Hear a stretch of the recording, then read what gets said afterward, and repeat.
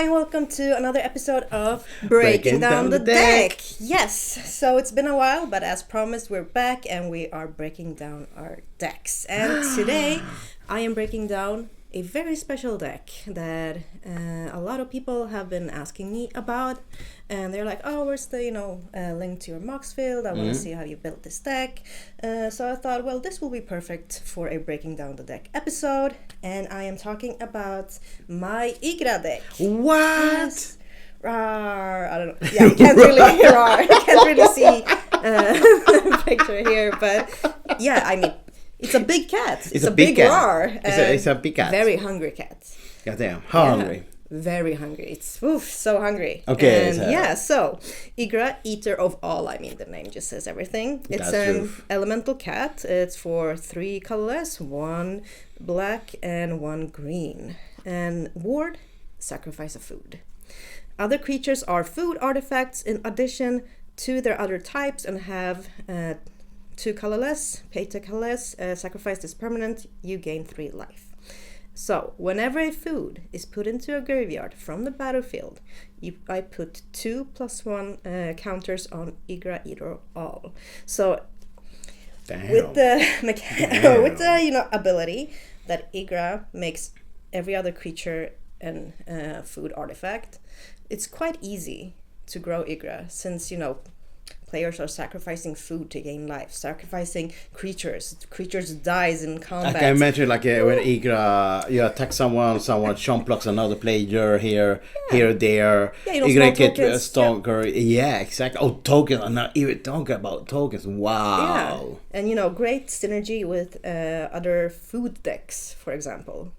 So players that use food decks to sacrifice a lot of food to gain things. So Ygra's just sitting there chilling and just getting bigger, eating and getting bigger. Damn.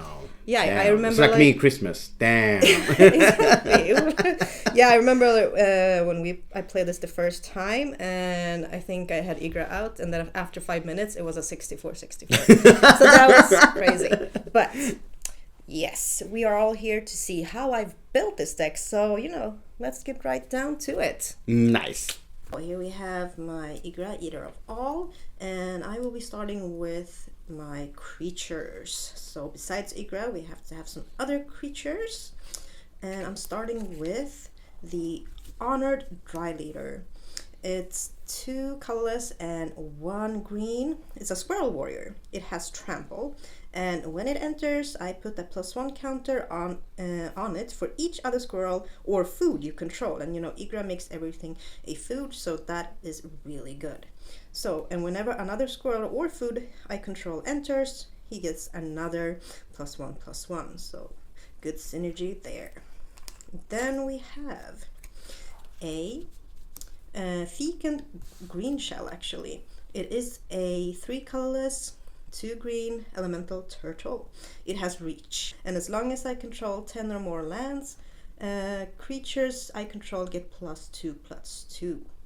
And whenever this turtle or another creature I control with toughness greater than its power enters, I look at the top card of my library. If it's a land card, I may put it on the battlefield tapped, otherwise put it into your hand. So it's good if I'm lacking a bit in mana, then it's good to get some lands out.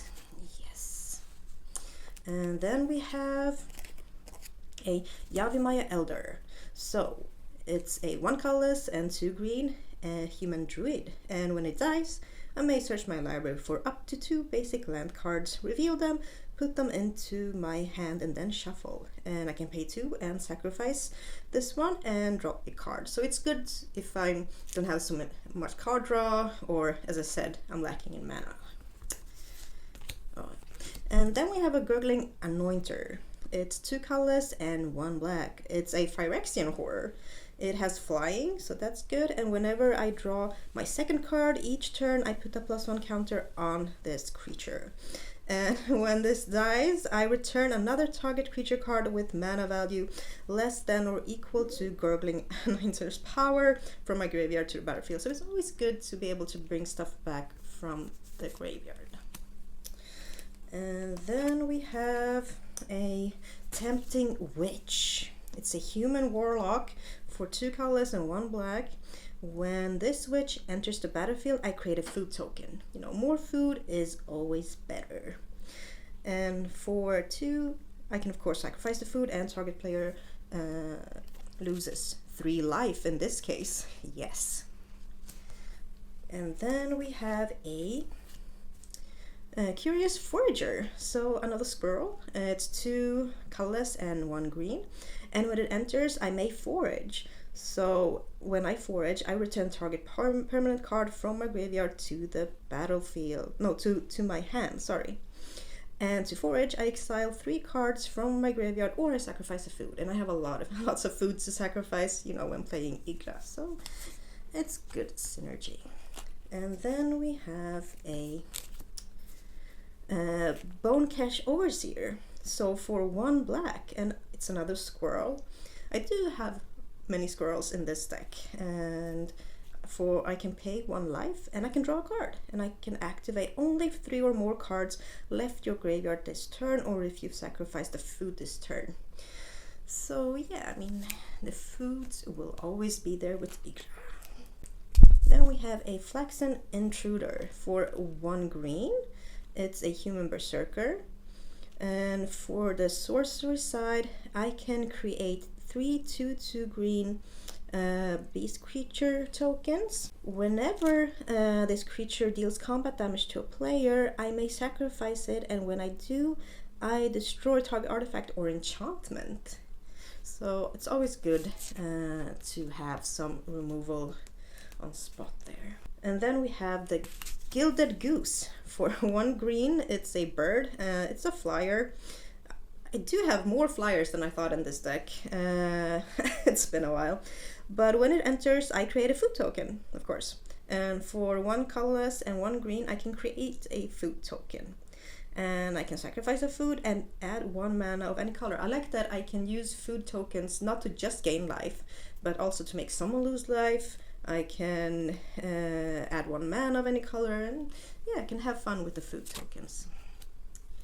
And then we have a Falkenrath Noble, one of my favorite cards. 3 colorless and 1 black. It's a vampire. Whenever this creature or another creature dies, target player loses 1 life and I gain 1 life. So when a lot of foods creatures are being sacrificed, yeah, I gain life, people lose a lot of life. And then we have another squirrel. It's the Bloodroot Apothecary. It's 2 colorless, 1 green. It's another squirrel. It has Toxic too. So when this enters, you and target opponent each create a treasure token, and when an opponent sacrifices a non-creature token, that player gets 2 poison counters. So yeah, if someone needs to, for whatever reason, sacrifice non-creature tokens, they can get poisoned quickly. They can die very quickly from there. It's just a little flavor, a little spice card, and it's a squirrel, so yeah. And then we have Mushroom Watchdogs for 1 colorless and 1 green. It's a dog, and I can sacrifice a food, and I can put a +1 counter on this creature, and it gains vigilance until end of turn, and I can only activate it as a sorcery. And I like having like cheap creatures that I can get out really early. And then we have the Nightshade Dryad for 1 colorless and 1 green. It has Death Touch. I can add a colorless, or I can add 1 mana of any color. So it's a mana dork. And then we have the Copper Husk Crusher for 6 colorless and 2 green. It has Trample. It's a Phyrexian bear rhino. And it is hexproof. It has hexproof, so yeah. It's just a big creature, big trample creature. And then we have a Sky Scythe Engulfer for 5 colors and 1 green. It's a Phyrexian beast. It has Reach and Trample. It can't be blocked by creatures with flying. So that's a little interesting little flavor card. And then we have Initiate companion. For 1 colorless and 1 green, it's a cat. And when it deals combat damage to player, I can untap target creature or land. So yeah, it's good that you have that opportunity to untap something if you need it. And then we have a Bo Naughty. It's a 3 colorless and 2 black. It's a fairy. It flies. And for 2 colors and 1 black, I can sacrifice a food, and target creature gets -3/-3 until end of turn. So another use of the food tokens. And then we have the Vermin Gorger. It's a 1 colorless and black. And I can sacrifice another creature, and each opponent loses 2 life and I gain 2 life. So it's a good way to just gain some life in case I'm very low on life. And then we have one of my favorite cards. It's the Cauldron Familiar. For 1 black, it's a cat. When it enters the battlefield, each opponent loses 1 life and I gain 1 life. And I can sacrifice a food to return this one from the graveyard to the battlefield. And this actually is part of the infinite combo that can happen with this and a few other cards, because you can sacrifice a food and keep bringing this back, and then you can sacrifice a food, and you can just keep bringing this back and making people lose life until they die, basically. And it's so cheap. It's a little cute. It's a little Abby. And then we have a Raven of Fell Omens for 1 colorless and 1 black. It's a bird flying. But whenever I commit a crime, each opponent loses 1 life and I gain 1 life. And this ability triggers only once each turn. Yes, so it's good to have a little birdie bird. And then, we have a little Mirkwood Spider, just for 1 green. It's a spider, it has Death Touch, and whenever it attacks, target legendary creature I control gains Death Touch until end of turn. So it's good if I want to give Ygra Death Touch, for example. Yeah. And then we are moving on to my instants, because a creature like Ygra that grows and is so dangerous, people will want to remove it. So we have to have some instants to, protect Ygra, to do something to make Ygra stay. The first one is Peerless Recycling for 1 colorless and 1 green. I can gift a card, so we have the gift mechanic here from Bloomburrow, and I can return target permanent card from my graveyard to my hand. If the gift was promised, instead return 2 target permanent cards from my graveyard to my hand. So that is amazing. Especially for just gifting a card, I can bring back 2 instead of 1, in case Ygra maybe dies and I choose to put it in my graveyard. And then of course we have an Hunger of the Howl Pack. Just for 1 green, I can put a +1 counter on target creature. For Morbid, I can put 3 +1 counters on that creature instead if a creature died this turn.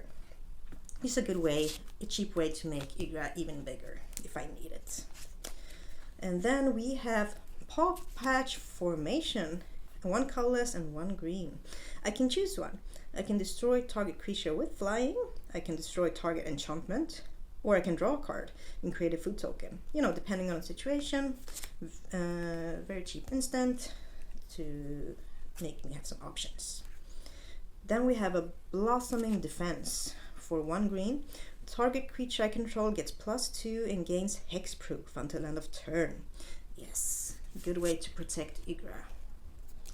And then we have a Blot Out for 2 colors and 1 black. Target opponent exiles a creature or planeswalker they control with the greatest mana value among creatures and planeswalker they control. It's a good way to get rid of someone's really big creature. And then we have a For the Family for 1 green.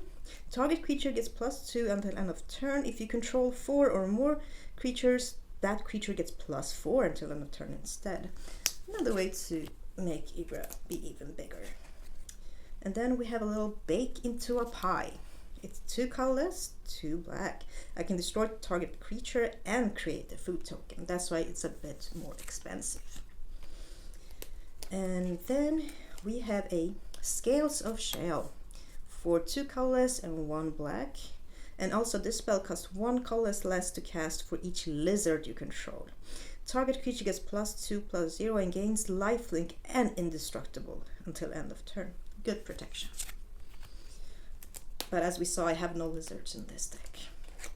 And then we have a Witch's Web. It's a colorless and a green. And target creature gets +3/+3 and gains reach until end of turn. Untap it. So it's good if, let's say, someone is attacking me with a flyer. I have Ygra and maybe other creatures that doesn't have flying. Then it's good to give Ygra flying. And then we have an Umbral Duke. It's a 2 colors and 1 black. I can choose one. Target player sacrifices a creature or planeswalker, or I create a 2/1 white and black inkling creature token with flying. Yeah, just for the emergency. And then we have a Tarnos Tinkering. It's a 3 colors and 1 green. Put 2/+1 counters on target artifact, creature, or land I control. I untap that permanent. If it isn't a creature, it becomes a 0/0 creature in addition to its other types. It's good if someone attacks me, everything is tapped on my side. I can just untap something, quickly have a blocker. And then we have a Pause for Reflection for 2 colors and 1 green. It has Convoke and it's a fog, so I prevent all combat damage that will be dealt this turn. I do really love my fogs. I do have a fog deck. Maybe I will break that down in another episode. And then we have Feed the Cycle. So it's a 1 colorless and 1 black. And as an additional cost to cast this spell, I can forage or pay a black. Destroy target creature or planeswalker. It's always good to have the option between a creature or a planeswalker, because those planeswalkers can be, hard to get rid of otherwise. And then we have one of my favorites instance. It is Overprotect. For 1 colors and 1 green, target creature you control gets +3 and gains trample, hexproof, and indestructible. And that is exactly what Ygra needs, trample. Because otherwise people will just chump block it, even if it's a 1,000,000, and doesn't come through. But if you give it trample, then yeah, it's game. And then we have Titanic Growth. For 1 colorless and 1 green, target creature gets +4/+4 until end of turn. And yeah, so those were my instants, and now we're moving on to some enchantments. So the first one is Stocking the Pantry, just for 1 green. Whenever you put 1 or more +1 counters on a creature I control, put a supply counter on Stocking the Pantry, and for 2 colors I can remove a counter from Stocking the Pantry and I can draw a card. So it's good if I'm in a situation where I need to find an answer and I have some counters on this and some mana available, and I just can draw cards to find something. Then we have a Knight of the Sweet Revenge. Yes. So when this one enters the battlefield, I create a food token. And foods you control have add 1 green mana, and for 5 colors and 2 green mana I can sacrifice this, and creatures I control get +X until end of turn, where X is the number of foods you control. So every creature can get really, really huge, and they can also be mana dorks, so that's good if I'm low on mana or anything. And then we have Open the Graves. For 3 colors and 2 black, I can, whenever a non-token creature I control dies, create a 2/2 black zombie creature token. Yeah, so it's good if my creature dies, food dies, then I will still have more creatures and foods on my battlefield. Then we have a Fists of Ironwood for a colorless and a green. It's an enchantment aura. I can enchant creature, and when it enters the battlefield, create 2 1/1 green sapling creature tokens. An enchanted creature has trample. As we said, it's important that Ygra gets trample. And more food. And then we have a Wither Crown. For 1 colorless and 1 black, it's an enchantment aura, enchant creature. Enchant creature has base power 0 and has at the beginning of your upkeep, you lose 1 life unless you sacrifice these creatures. It's a good way to get rid of other people's stuff. And then we have a Hunter's Talent for 1 colorless and 1 green. And when this enters, target creature I control deals damage equal to its power to target creature you don't control. For 1 colorless and 1 green to get up to level 2. Whenever you attack, target attacking creature gets +1/+0 and gains trample until end of turn. As I said, trample is great for Ygra. And level 3. For 3 colors and 1 green, at the beginning of your end step, if you control a creature with power 4 or greater, I draw a card. Yeah, and with Ygra, I will always have that, and just drawing extra cards always amazing. And then we have an aspect of a lamprey. It's a 3 colorless and 1 black. Enchant creature you control. When this enters the battlefield, target opponent discards 2 cards. Enchanted creature has lifelink. Imagine lifelink with Ygra, and it's like a 100/100. Yeah, it says itself. It will be hard to beat. And then we have a Braid's Frightful Return for 2 colors and 1 black. For level 1 is you may sacrifice a creature. It's an enchantment saga. If you do, each opponent discards a card. For 2, return target creature card from your graveyard to your hand. And 3, target opponent may sacrifice a non-land and non-token permanent. If they didn't, they lose 2 life and you draw a card. And then we have a Scavenger's Talent for 1 black. Whenever 1 or more creatures you control die, create a food token. This ability triggers only once each turn. For a colorless and a black level 2, whenever you sacrifice a permanent, target player mills 2 cards. For 2 colorless and a black for level 3, at the beginning of your end step, you may sacrifice 3 other non-land permanents. If you do, return a creature card from a graveyard to the battlefield with a finality counter on it. And then we have the Sandworm Convergence for 6 colorless and 2 green. Creatures with flying can't attack you or planeswalkers you control. At the beginning of your end step, create a 5/5 green worm creature token. And yeah, it's just a good way to get more creatures, food tokens out as blockers. And if someone is playing a deck that only has flyers, big dragons maybe, or something like that, you are protected. And then we have our sorceries. So we will begin with a Macabre Waltz for a 1 colorless and 1 black. I can return up to 2 target creature cards from a graveyard to your hand and discard a card. And then we have a Tumbleweed Rising for 1 colorless and 1 green. Create an XX green elemental creature token where X is the greatest power among creatures you control. It has plots for 2 colors and 1 green. I may pay that cost and exile this card from my hand, cast it as a sorcery on a later turn without paying its mana cost. Plot only as a sorcery. Then we have Undercity Upheaval. 1 colors and 2 green. Undergrowth. Distribute X+1 counters among any number of target creatures you control, where X is the number of creature cards in your graveyard as you cast this spell. Creatures you control gain vigilance until end of turn.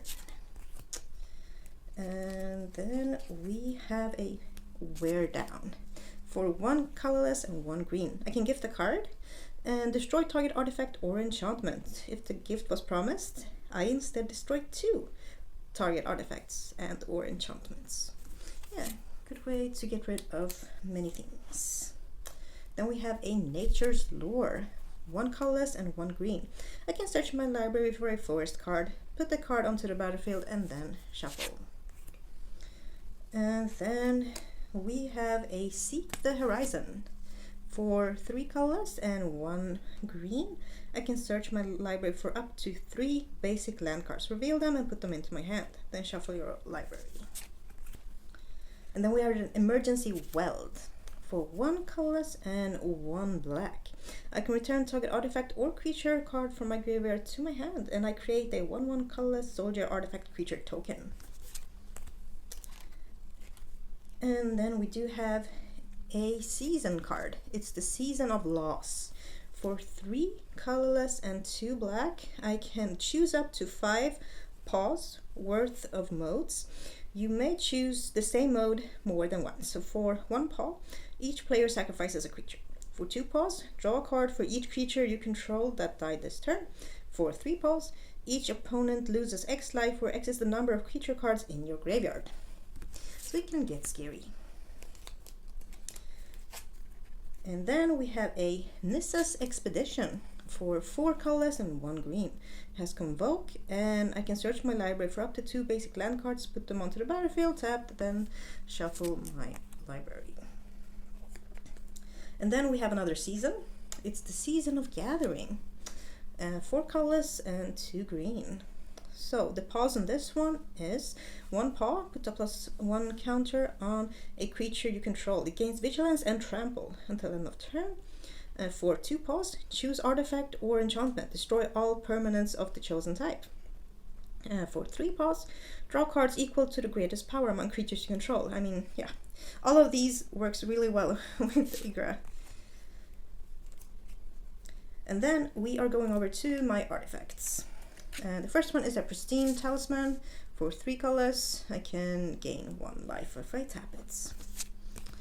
Then we have a Ash Notes Altar for 3 colors. This is also the part of the infinite combo.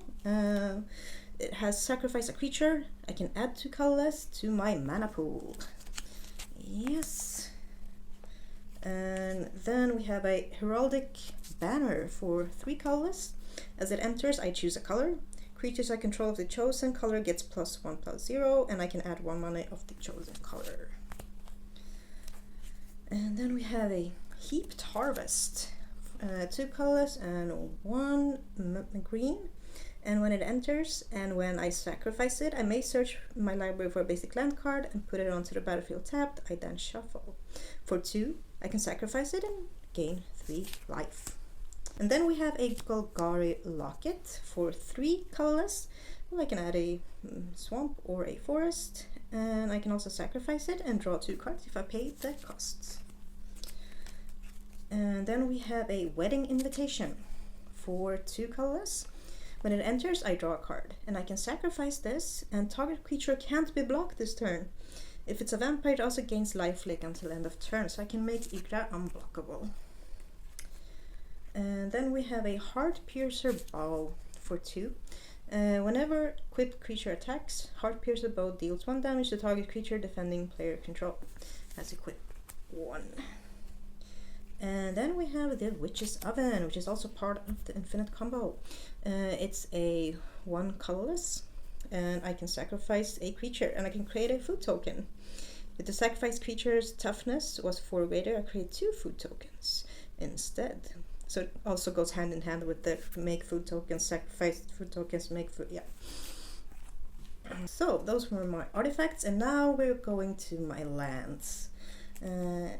I can show you how many basic lands I have. So these are all my basic lands. You can just take a look at the cute little Boombro artwork for the Swampy Swamps. 3, 4, 5, 6, 7, 8 basic Swampy Swamps. And then we have some artwork for the forest. So 1, 2, 3, 4, 6, 7, 8, 9, 10, 11, 12, 13, 14, 15, 16. Yeah, and 2 of them are missing the artwork, but it's okay. And I have more forest because I have more green in my deck. And then we can go to some other special lands. Here is an Oak Hollow Village. Add colorless or add green. Spend this mana only to cast a creature spell. I can, for 1 green, put a +1 counter on each frog, rabbit, raccoon, or squirrel I control. And I have a lot of squirrels in this deck, so that's really good. Then we have a Mudflat Village. Same, add colorless or add black, spend this mana only to cast a creature spell, but for 1 colorless and 1 black, I can sacrifice this and return target bat, lizard, rat, or squirrel card from my graveyard to my hand. Then we have a Jungle Hollow. When it enters, I gain 1 life. Can add Golgari. So 1 black or a green. Then we have a Haunted Mire. Add 1 black or 1 green. Golgari Rot Farm. Here, when it enters, I can I have to return a land I control to its owner's hand, and then I add both a black and a forest each time I tap it. Foul Orchard. Add black or forest. Darkmost Bridge, the same. It's also indestructible, so black or forest. Then we have a Temple of Malady. When it enters, I scry 1, and then it adds 1 swamp or 1 forest. Then we have a Golgari Guildgate, and I can add 1 black or 1 green. I have a Swagdash, the Restless Tomb. I can add 1 colorless, or for 3 colors, 1 black and 1 green until end of turn. This land becomes a black and green plant zombie creature with this creature's powers and toughness are each equal to the number of creature cards in your graveyard. It's still a land. And then we have a Fabled Passage. I can sacrifice it and search my library for a basic land card, put it onto the battlefield tapped, and then shuffle. And if I control 4 or more lands, I untap that land. And finally, we have an Uncharted Haven. Uncharted Haven enters tapped, and as it enters, I choose a color. So add 1 mana of chosen color. So it's good if I have maybe 4 forests and 1 black, and I need more swamps. Then I can choose a swamp. So yes, that was my Ygra deck. I hope you enjoy this, and yeah, thanks for watching. Yeah, so that was my Ygra deck. I hope you enjoyed it. As I said, it was crazy. Yeah, as I said, you have to have a lot of protection spells, a lot of instant protection, because people will be gunning for Ygra. They want to remove Ygra, want Ygra gone. So you have to protect it as best as you can. That's the main thing. I was even thinking about the word you have to sacrifice a food is amazing, actually, especially when you have a face off like a Walton play or something like that. They have to sacrifice the only creature on the battlefield. Then it's horrible. Yeah, sometimes people are like, I'm gonna remove your Ygra, and I'm like, but you have to pay, sacrifice, the word, sacrifice a food. And they're like, I only have my 1 creature that I really need, otherwise, no. No, Ygra stays. Wow, that is crazy. Also, the word mechanic just get crazier and crazier, actually. I love the word mechanic. Yeah, but it has been getting a bit out of hand with a player or creatures having ward 4 or things. Exactly, it's so crazy. They will be there the whole game. But sacrifice of food is a acceptable ward for this one, because everything else is a food artifact. So you can just sacrifice a little token. It's really on team, especially from it was from Bloomberg, right? Exactly. Yeah, exactly. Especially with Bloomberg is an elemental cat. So the elemental creature on the Bloomberg storyline are the big big baddies. They go around and eat all the creatures. So of course, Ygra is so team on that. I love it. And also, if you just have a lot of tokens, then sacrificing your food is nothing. You just sacrifice a little token. Oh yeah, that's true. Yeah, so I mean that's why it's acceptable. Yeah, it's not like, I will never be able to pay this. That is true. But I like this deck. I will upgrade it at some point, because I haven't upgraded it at all since I built this deck the first time. No, wow. Because I built it, I played it, and then I built so many other decks that I haven't had time to play with the deck. But yeah, maybe sometime in the future. But I had fun breaking down the deck, and hope you will be here for our next breaking down the deck segment. Yeah. So I'll see you at the next one. Bye. Bye.